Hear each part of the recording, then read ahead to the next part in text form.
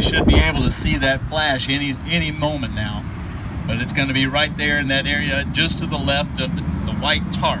It's right there. It's about halfway up the stand. And so one of the things that, if you talk to anybody about these tests, you've heard about the rain.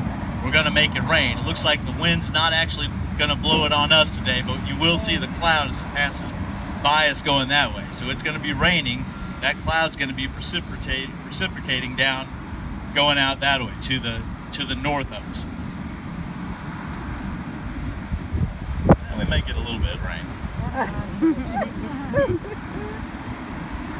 It's probably a good chance we'll get some rain.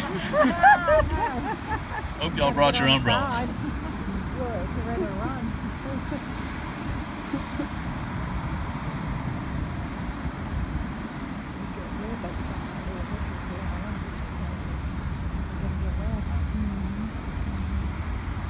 So there's 3 periscopes that people are looking at that are actually sitting at those stations. One is on this side, and then there's 2 more periscopes that we call it the control center, the TCC. Some people refer to it as the blockhouse. If you're from Marshall, that's what they refer to their control centers as the blockhouse.